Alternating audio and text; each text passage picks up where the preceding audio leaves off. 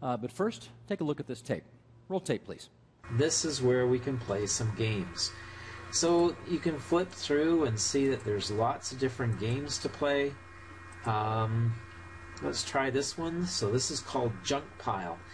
And just to give you an idea of what happens, it all loads in. Okay, so they've found me 3 people from around the world. And now I gotta figure out here. So this would be 1, 2, 3, 4, so that would be 8 tenths. Oops, I gotta pick it up and drag it. And now I gotta build a junk pile. 1/5 of 35 would be 7. That's gonna be a hard one to stack. 1/5 of 10, or 1/5 of 10 is 2. Oh boy. I don't know whether I'm gonna keep this going. 3 times 6 is 18. Oh, that's just a little guy. Maybe I'll put him down here. 1/5 of 45 is 9. Ooh, will he sit on the cow's back? Oops. Okay, we're going to introduce you now to Rick McCleary. Rick is a grade 6 teacher from Burford, Ontario, which is just near Brantford, a couple of hours west of Toronto or so.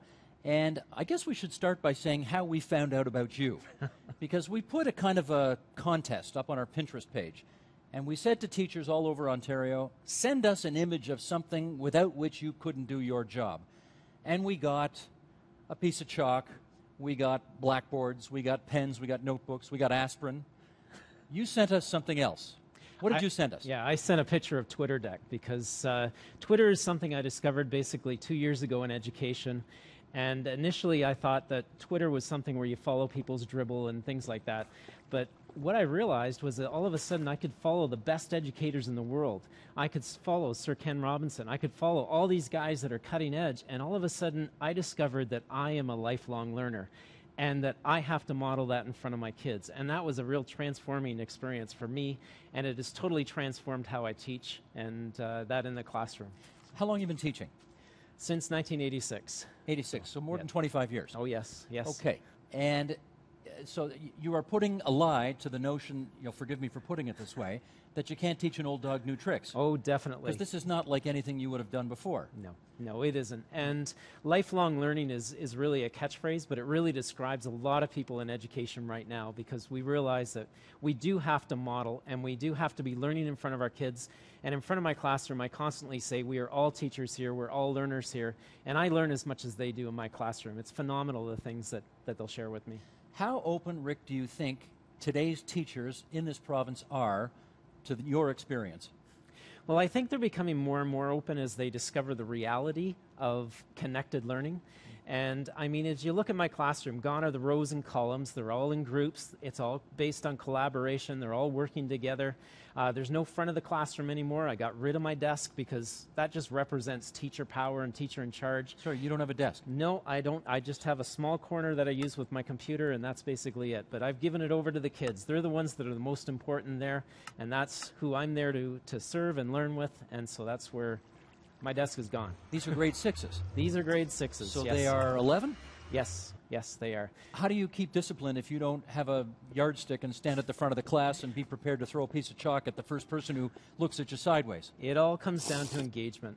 And I was really fortunate last year to, my principal basically knew of a company in London that had refurbished computers. And so I got a 1-to-1 ratio in my classroom.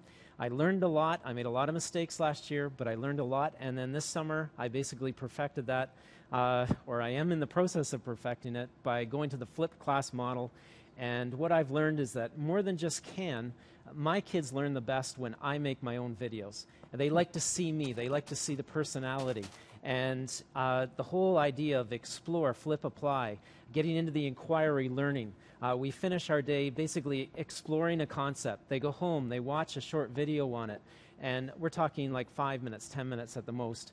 And then what they do is they come back the next day, we discuss any problems with the video, and we apply it. How does this apply to a grade 6 life? So you have flipped the classroom. I have flipped the classroom. But you are still the personality through which they learn, meaning they still need that human interaction with somebody they know. Is that right? They do. They do. Yeah. Even though they carry, all the information they'll ever need on their hips. Your kids have these? Oh, yeah, yeah. At least, I would say at least a third of my class have their own iPods and things like that that they'll bring to school and they'll use in the classroom. They're 11. Yes, they are. And they've got all this technology already. Oh, they do. They're way ahead of us. So Douglas Thomas told us in his Big Ideas lecture that in New York City they've banned this in the classroom. What do you think of that as an idea? I think that's a total mistake. I mean, this is what these kids are growing up with. It gives me an extra computer in the classroom that they can use and utilize, and it's just a terrific resource. I mean, this is what they're going to have when they step out in the real world. And so we need to use it as a tool. We need to meet them where they're at and basically do that. Just in our last 30 seconds here, tell us about the games that you would like to see developed that you think obviously help learning. Well, again, it's all about engagement. So, I mean, I use things like Spelling City, which uses vocabulary and teaches, grammar and that kind of thing as well. But it makes it really fun and engaging for the kids. SumDog is a great math tool that basically covers the numeracy component of our curriculum and that kind of thing. But really, it's about problem solving. And there's some great cutting-edge games that I hear are in development that have to do with problem solving. And our whole future of this country is based on creating innovators and being able to solve problems in groups and not just be the king of the class or anything else. In my class, the other thing I've done is gotten rid of grades. Because the thing is, I don't want kids to come to me and say, oh, I got a level 2, I got a C, that's good enough for me, I don't have to redo it. No, we're about learning. And to get kids excited about learning again and learning about these opportunities, because for some reason in kindergarten, grade 1, they're still excited about learning. Once they hit grade 2, grade 3, grade 4, all of a sudden they turn on Let's Play School. And all of a sudden it's about the marks, it's not about the learning. And it's got to be about the learning. Gotcha. Rick, it's good of you to visit us here at KW today. Thanks so much for coming out. Yep. Appreciate it. Yep. Okay, that's Rick McCleary, grade 6 from Burford, Ontario. All right, our own David Irwin was out shooting some videos apropos of our conversation here. Let's take a look at one of them right now.